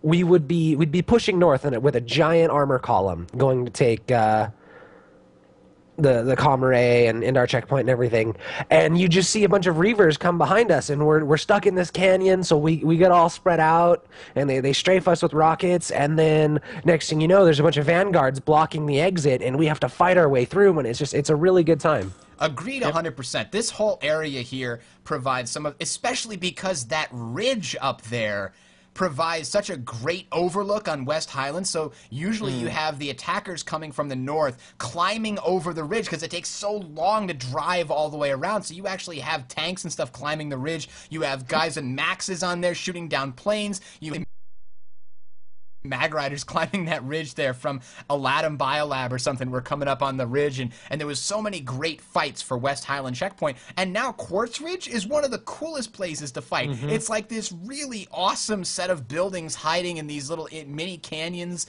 and the fact that it's got those two vehicle things means that you can't just blow through in tanks and stuff. It's great. I love this whole area. And like I mentioned, that Korra Med Labs is a huge, great fight. And I've talked before about the fun that these these really close things that are right next to each other, like Regent Rock and NS Research Lab, those provide some of the most interesting fights too, in my experience. So I think Indar, so far for me, has the most memorable fighting locations, even though Amerish, I think, I agree with you, is the most balanced overall, and also has its share of great locations. And you know what, too? If you stay on Indar for a bit, the thing that I really wish my primary reason why I want them to fix the southeast side, if you can go back to Indar on the map and scroll up to just that where the southeast side meets the north, right around where the palisade is, because that area of the map, I think, is just as cool as the west side. That has some really unique bases, like Highland Pass Checkpoint, and some really cool stuff there. Very rarely do you ever see awesome fights there. Why? Because whoever's in the southeast usually can't push up there, and whoever's in the north is usually busy fighting whoever's in the west. Because that's the fun part. And I want to fight at the impact site. I want to fight at the impact site. That is one of the coolest things I've ever seen, especially because the last time I went in there, I was dropping down in a Reaver to try and get extra ammo, and all of a sudden I couldn't see. There was like a dust cloud in the middle of the impact site. I had to turn on my thermal vision just to land. It was the coolest thing. Yeah, so there's awesome content in that area, but nobody gets to play there because the southeast, whoever's in the southeast, gets so completely screwed over that it's a non-issue. Yeah. All right, let's You Let's still move have on. energy for your rant? I will. I'll make it happen. All right. So, do we have anything else? I think we talked about everything we need to talk about the patch. Maybe we'll have some more to say next time. Let's talk about this roadmap that we've got coming up here very briefly, because there's some interesting things on this. If you haven't seen it, go to planetside2.com/roadmap, and this is a series of basically the things that that SOE is planning to put in future PlanetSide patches. So let me take a quick look at this here. We've got the February potential things, and they're allowing people to upvote and downvote things. Not necessarily that will make it more or less likely to get in, but they might take that into consideration when they're like, okay, we have this much programming time, and we expect that it'll take 2 weeks to do both VR training and an improved item preview. Where do we want to put our resources? If they don't have a strong opinion either way, they might use this upvote system to decide, what do I want, where do I want it. So to me, this seems like a pretty cool idea. However, I'm kind of concerned that what we have here is a list of things that we get very excited about and then get delayed for a month each. Yep, but even with that, I think the roadmap is at least nice because it shows you what they're planning, and if something gets, because they have removed stuff that's been downvoted to oblivion, so they will. It's nice to at least have an idea of what they want to implement, what is getting listened to from them.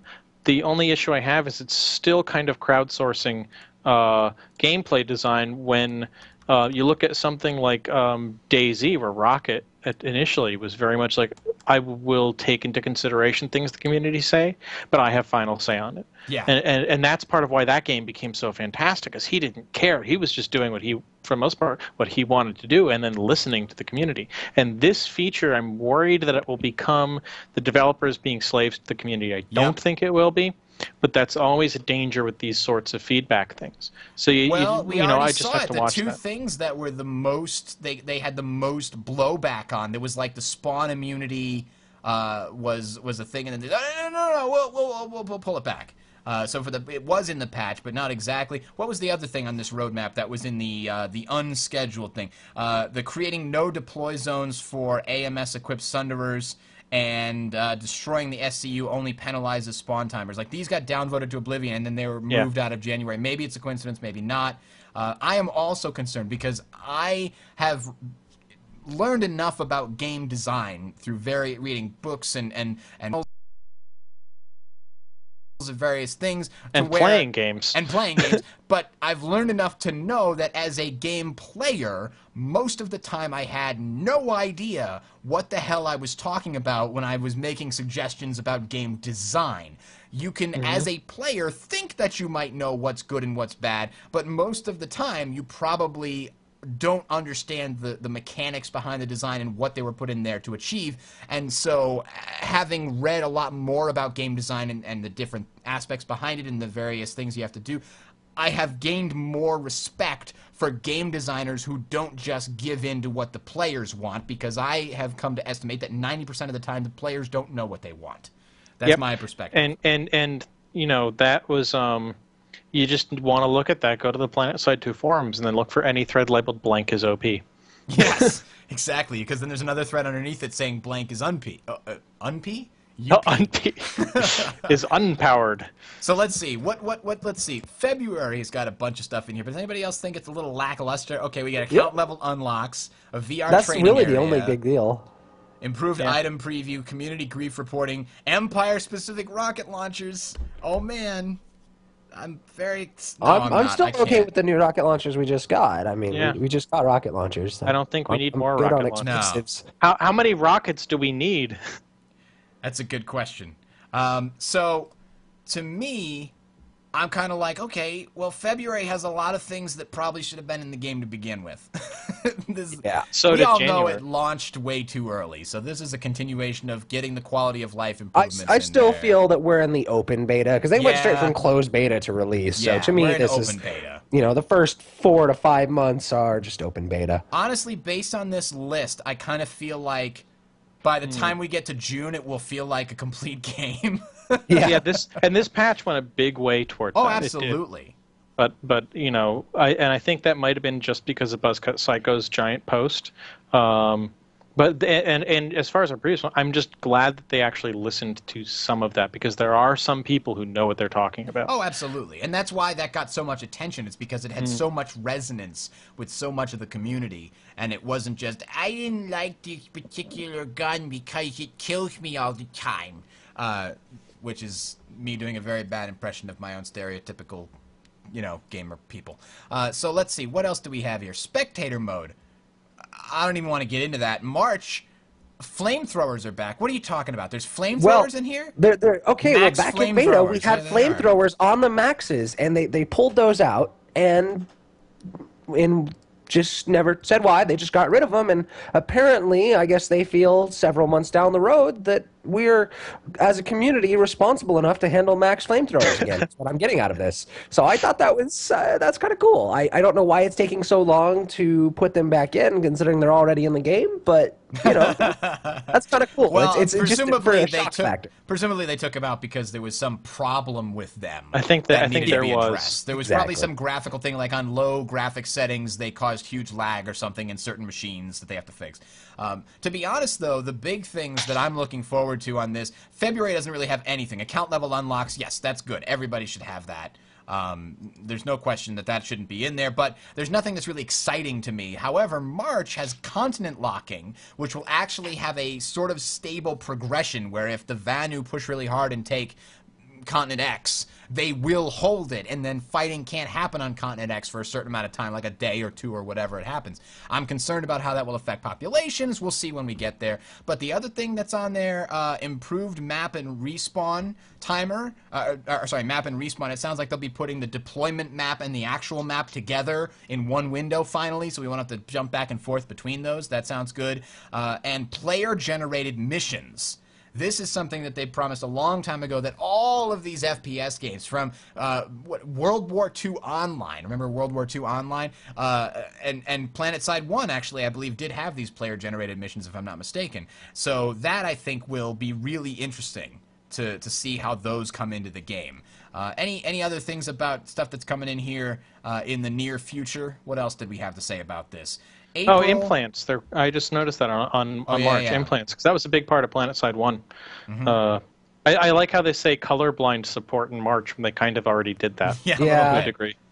Slightly. New continent in April. That's exciting. And an interlink facility, which will give us a new type of big thing to fight on. Vehicle update Sunderer. The Flash is getting an update earlier in there, I think, if I'm not mistaken. Heavy pistols. Ooh, I can't wait for heavy pistols. I believe that the most interesting thing on this whole list is when I look at May. May has very lackluster changes. Max class revamp and a resource revamp. Resource revamp could potentially be very big if they actually made it matter more. That I would be very much in favor of that. But taunts. Taunts? Is that like so the thing on the kill screen will like give you the finger? Like what? Hey, it's got a score of 0, so hopefully they'll get rid of that. Maybe. Yeah. But yeah, there's about 3 things on the roadmap that have just been completely just downvoted so bad that nobody wants anything to do with them. Facebook and Twitter integration. Nobody cares about that. Yeah, that's what I don't get is there's all this really cool stuff to make outfits more productive and give you all these options, and instead they're pushing that back until June, but in April they're giving Facebook and Twitter integration in game because that's totally relevant and important, right? Yeah. Well, exactly. To be fair, they're probably could not you just using imagine, the same though, people.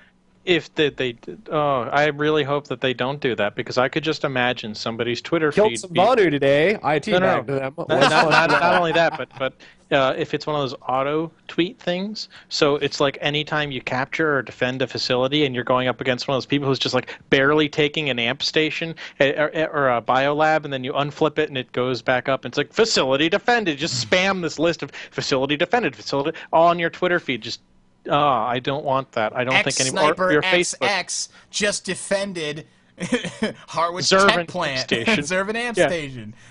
Somebody else just defended Zervan Amp Station, like all within like 3 minutes of each other. Yeah. Like their status on Facebook. Yeah, no. Now, what I noticed, though, is that May is very light. It's got the resource revamp, the max, voice packs, and taunts. Compared to the other months, May has 4 things, and none of them seem huge when compared to some of the other things in there, like a brand new continent, for example. I'm thinking May is the month where they release all of the stuff from April and March and February that got delayed to May. So that's probably what they have fewer things in there. All right. Are we done? The roadmap is very cool. Definitely check it out on your own. There's not a huge amount of stuff that we can really talk about until we get more hard details on it. Certainly we will when we get closer to it. There was in other news. There's the whole idea of they want to make PlanetSide 2 an esport. I can pull that up for you. They made this announcement here on MMORPG.com, as well as some other places I remember being linked to it. And this is just, it's a little absurd. Especially because when I first heard them say we're going to make it an esport, I'm like, okay. So they're making small, like, single facility maps that 2 outfits can fight against each other, like 10 versus 10 or 12 versus 12. You're not playing PlanetSide 2 at that point.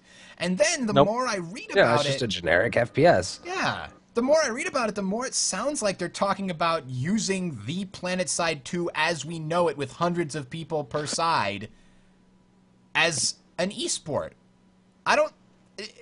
That word, they keep using it. I don't think it means what they think it means. You mean it doesn't mean a sport? A sport? It's just what isn't a sport? How can they do it?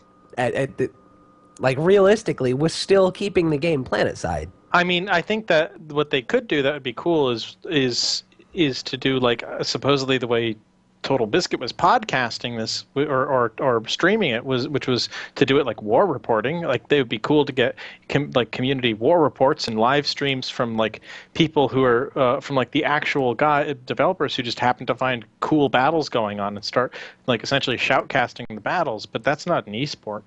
Yeah, that's cool, and I think that would be great if there's some random reporter starts, showing up and broadcasting this giant battle at Zervin or the Crown or whatever every so often. Whacked. I'm live on scene here at the Crown. Yeah. But yeah, I don't. I could play, something else if I wanted to play a 12 versus 12, contested point thing with vehicles. I could play Dust on the Dust 514 on the PlayStation 3. I could play Battlefield 3. I'm not playing those games. I'm playing PlanetSide. Yeah. Don't waste your development resources on this shit that really the only people who care about are you and the people at MLG who are giving you money. And I guarantee you there aren't any esports players that care, because by definition, the professional esports players make money off what they do.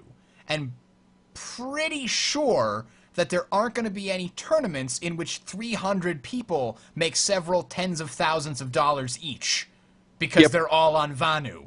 That's simply not going to happen. The other thing is that this is not a game that lends its first-person shooters, unfortunately, have never lent themselves well to the esport model. Spectating them is hard. It's not only hard, but it's not as fun as actually being in them. It's not like, it's kind of like why some sports like mountain biking will never take off at large, because it's very hard to spectate those things. It's just like some real sports that exist. It's just really hard to just get footage of them and to make them interesting that way. Whereas something like any of the MOBAs or the MOBA clones, like Dota 2 or League of Legends, those work really well as an esport because they have a very limited resource of maps. You know what else they have that PlanetSide lacks? A victory condition. Yeah. That's true. How do you have an esport without a fucking... I didn't even Just say, I'm Well, just going to call that one like I see it. You know that they're going to make it like, whoever captures this cut-off facility from this 12-man versus 12-man team is going to be the winner of this match. It's like, I don't care. I don't want that. I don't. No, nobody does. All right. I think I got the energy for this. You ready? We got one more thing to do before we're done here. You don't need a caffeine injection. You don't need a rage qualifier. Something like the NC are terrible hillbillies. You don't know what you're talking about. I'm going to eat some salt. All right, so let's do this. Okay, so many of you know that when I get a little bit angry, sometimes I've got to vent. And when I vent, it's called a Bridger Rant. Speaking of victory conditions, this game has a problem, and the problem is the metagame. And they've talked about it, and they've kind of said, we're not done working on it, we're adding more things all the time. Well, I got a big thing. Here's what's wrong with PlanetSide 2's metagame. Are you ready? Nothing matters. Nothing you do ever matters. It doesn't help, it doesn't harm, it doesn't matter because there's no goal. But here's the thing. No territory is more important than any other. Nothing is, because there's no victory condition, so you can't get closer to it by taking specific territories. If you want to say, okay, taking an entire continent is a victory condition, then that means every single territory is basically equal, except that some may allow you access to other areas. Okay, maybe some are slightly more tactically advantageous, but basically you still have to take all of them, so it doesn't matter. And then you have the fact that cutting off enemies doesn't do anything unless you cut off a point that is being captured that is already owned by you. If you cut off a group of enemy territories, they can still capture things next to them. Cutting off and making sure the supply line is cut, no strategic importance whatsoever. That's a huge problem. There's no reason to fight to hold your continent. Oh, but you get a 10% resource boost. Who cares? I've almost never run out of resources unless I've got no resources coming in on the continent to begin with, so a 10% discount doesn't matter.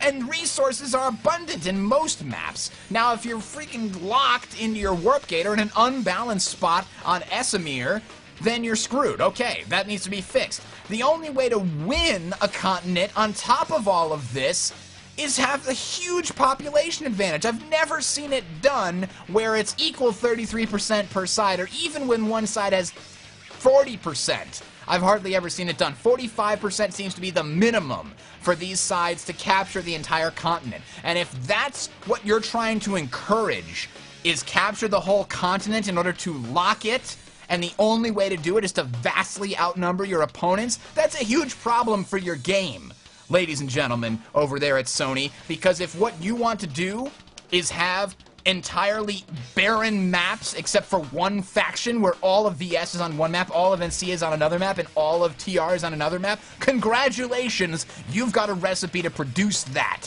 Continent locking, and let's make sure that the whole continent is captured. To me, that is a no-fix situation. Now, the last thing is that you get free and easy experience for being on one of these giant Zergs and just capping all the things. Easy, no problem. I just roll along and I talked about, certs are the only thing that anybody cares about because there's no victory condition. Alright, so what's a rant without solutions, okay? I could sit here and complain all the day, but that doesn't make it better. So, here's my proposal, alright, to you. Here it is. Territories that are cut off from the warp gate should have their spawn timer slowly rise to a maximum of 50% above their normal spawn time. So if spawning at a facility is normally 8 seconds before you can spawn in, maybe it goes up to 12. If spawning on a spawn beacon is normally 2 minutes, maybe now it's 3 minutes. If spawning on a Sunderer is 14 seconds, maybe now it's, I don't know, whatever half of that is, 21 seconds, right? So what that happens is over 5 or 6 minutes, that spawn time slowly goes up so that you have a chance to get it reconnected to the supply line, right? That kind of makes sense to me. It makes sense in your head, it makes sense logically, and it will help make capturing territories more interesting. If you're stuck in a bottleneck fighting for an amp station and it's a complete stalemate, stalemates are not fun. People like progress one way or the other. If the side that's defending manages to finally push the attackers out, that's fine, but I've been in loggerheads sometimes where for an hour we're wailing away on a point and they can't take it and we can't take it and it's too evenly matched. If one side was able to go around the other and capture things and actually affect the major battle by cutting things off, by making those spawn timers go up, that would be awesome. Making the strategic decision, should we try to cut them off? Should we stay here? Uh-oh, they're cutting us off. How much of our force should we redeploy to save? That would be a great decision. Okay. Also, winning a continent should not simply be capturing the whole thing. We don't want to encourage you to throw your entire weight behind a single continent as a team. That's not fun. Then we just get what we've got today. Instead, here's what we do. Winning a continent should involve holding a large plurality of the points in a given continent. Here's the key. Biolabs, tech plants, and amp stations are worth more points. Territory closer to your warp gate is worth more points, which means the further you push out from your warp gate, the less important the territory is, which means if you're trying to hold points on all the different maps, capturing an entire continent is less valuable than holding the territory that you have on the 3 maps. So overall, that would be a good way to get that. And cutting off territories are worth no points.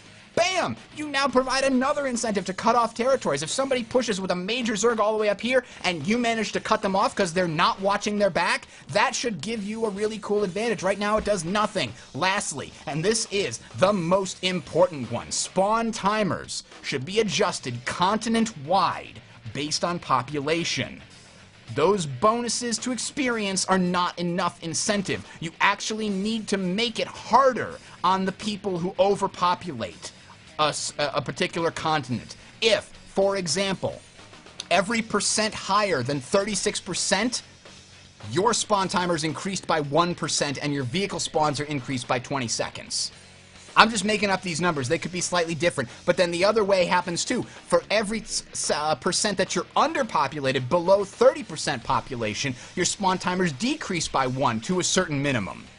To me, that would do more than anything else to make sure that we have more even fights on all 3 continents. That's what I want to see, Sony. Let's see it happen. That, to me, has no downsides, only upsides. What do you guys think?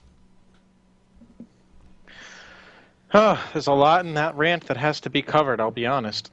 Yeah. Well, that's why I wrote it all down.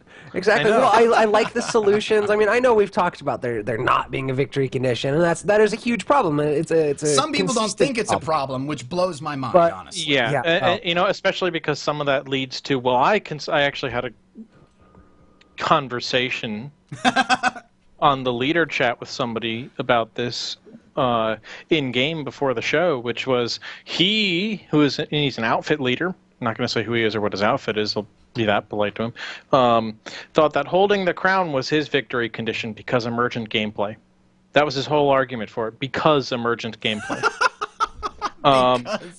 Yeah, so I actually think that they accidentally stumbled onto how they could do this well, and it was the Ultimate Empire Showdown. If they had events that were organized by people and had specific objectives that were cool and interesting, and they did them every couple weeks, and then declare that faction the winner for like the half month or the month, that would be really cool. That would be a victory condition. Or if there were a victory condition calculated like every week, like X faction is the winner for this week. And you know, it'd be even better if they made those factions, if you won for that week by doing whatever and you had specific objectives to work for, and your faction won for that week, if you guys, everybody got like a 10% discount on all weapons.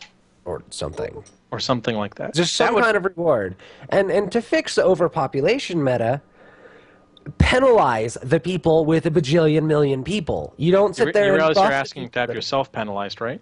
Exactly. Well, not on my server. It might have to be slightly adjusted based on server population, so that if, for example, one faction just happens to have 45% of the population on at a given moment, their spawn time should probably be penalized a little bit less, maybe, because there's no way they're not going to overpopulate one continent at least. Exactly. It should just be that. Encourage them to distribute. If too much, if a largely disproportionate amount of their team is on one continent, then they should have some negative modifiers. Yep. And I think spawn time's great because it's not a negative to your actual combat. It's not like your recoil gets higher. That would piss people off. It's just enough of incentive to go, man, I hate waiting longer. And it's the other thing, it's only a penalty if you die. So if you do well, it's not really a penalty to you personally. So you can kind of look at it from that perspective, and it won't make people as mad. You know what? But it will still push people to go, you know, I can go to this other continent and not have to wait. You know? And you know what? It also allows people to break out of their warp gates. Because if the people who are defending in that case, who are the overpopulated people, are having much longer spawn times. That allows them to lose territory much more quickly. You know, I just wanted to say, how dare you propose that the metagame actually have a huge amount of strategy and be really well working and actually have some kind of weight by giving different things different values that are worth something in a point system, much like, you know, any other really good real-time strategy that currently exists. Yeah. It would be nice if it had some kind of real-time strategy elements to it. But but I mean, with the territory conquest itself, like you were saying, if you and because even in the show notes you said, you know, if you're holding 40 to 60% of the continent, you make it so that it, you know, like you said, certain buildings are worth more for that goal. That you know, forces people to choose where they want to go. Because then we could make the crown worth like 100 points, and it would actually matter. Yeah, in which case most people would still probably just do the math and go around it, hopefully. Well, no. But, I mean, I'm not serious. We could make it whatever. It should probably be worth some decent number of points because it is a very major thing in the middle of the map. That's fine. But I really like the idea. I disagree with the idea that continent locking is a victory condition. No. Continent locking is not a victory condition. It's a punishment for everybody who plays. It punishes the people who continent locked because they don't get to play there for the next however long it's locked. It punishes everybody else who might want to play there because they couldn't prevent that locking from happening. It is a punishment condition. It is not a victory condition. And how do you even control the pop for a certain period of time at the same time? Now every single pop. Wait, now you've got and you know what? What if there's a triple? What if there is a triple continent lock? What if there's a triple cont lock, which does happen? It does happen. Yes, sometimes. yes, it does happen. What if somebody wants to pull everybody they've got on at 3 in the morning when nobody else is awake and do a triple cont lock to troll them? Nobody's allowed to play the game anymore. Well, the idea that they propose for continent locking is that you'll never lose your warp gate on your home maps. You'll always be able to fight out of one of the 3 maps. But to me, so what is your home map? There's 3 continents. They're gonna make one for each. I don't know. We'll see. It's a really, that should not be done. Period. I don't think that capturing the entire map should ever be a goal, to be honest. I like the idea that I put forward with, you know, holding points, and each territory has a different point value. The stuff closer to your warp gate is worth more for you, meaning that you want to fight to protect even the stuff that's, even like the 2% of the map that you have on Esamir, you want to break out because it's more valuable to get that next, you know, 5% on Esamir than it is to get another 5% on Indar where you already have 40% of the map. I like that concept because it forces fighting on all 3 maps in a more equal manner. It does. And you know what? That would also, that right there would fix the issue with the southeast corner of Indar.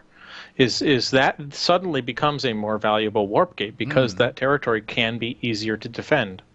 Yep. Whew. All right. I am tired. and it wouldn't because and somebody in the chat just said, but that would punish then attacking enemy territory.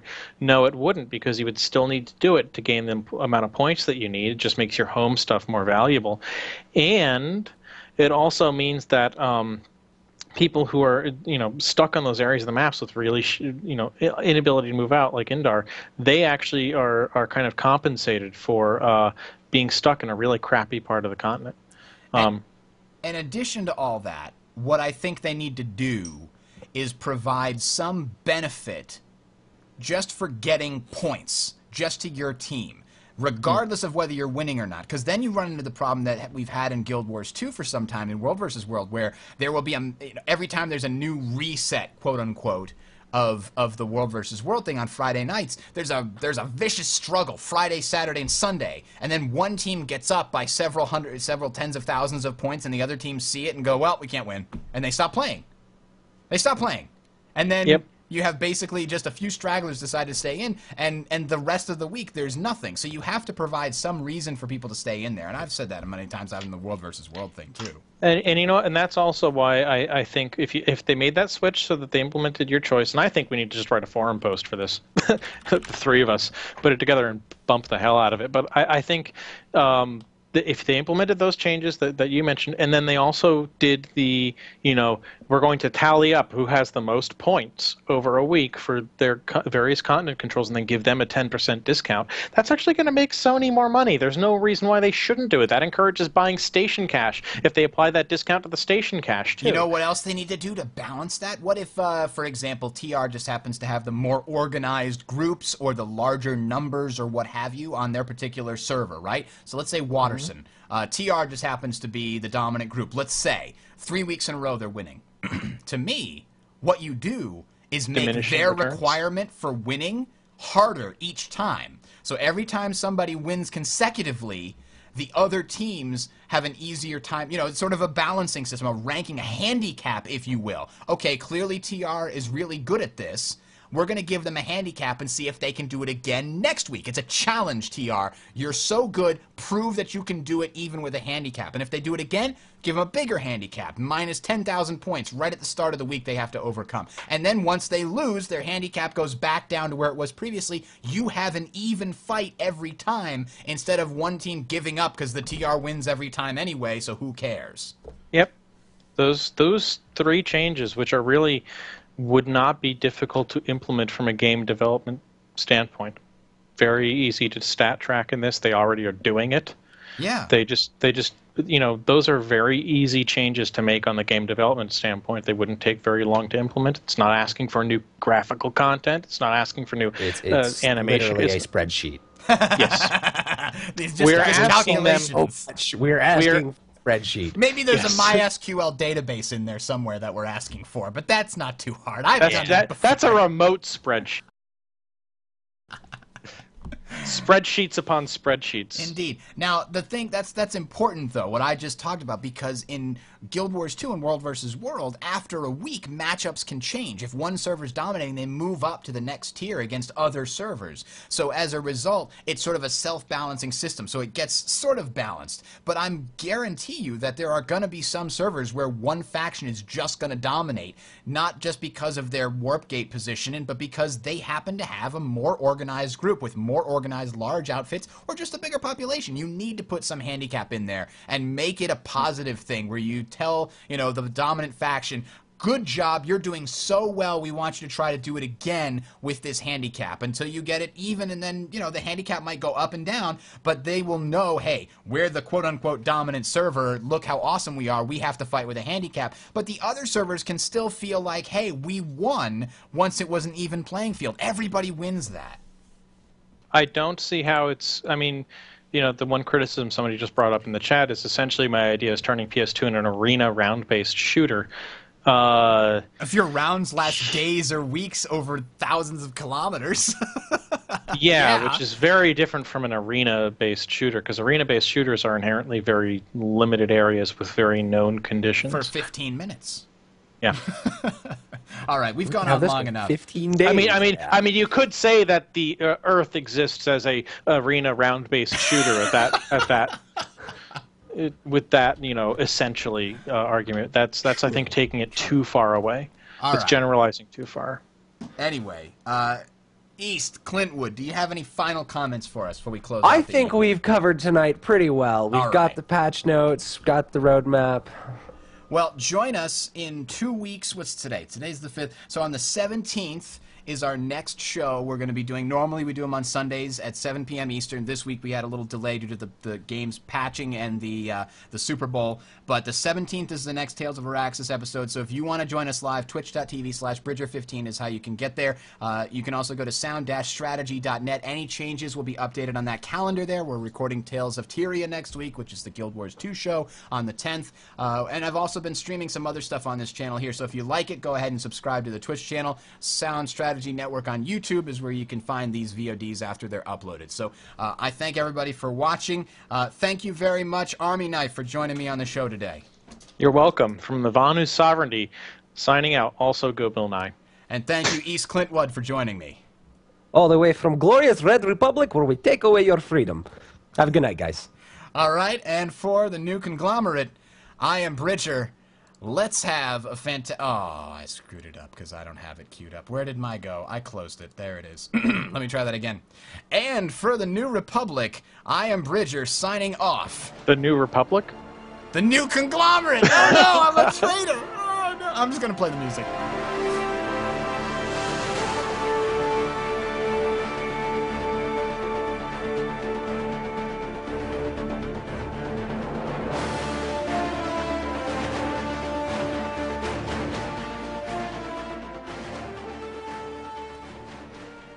And what's worse is I cue right to the Terran Republic theme after that. Yeah, you also excellent, accidentally... except for...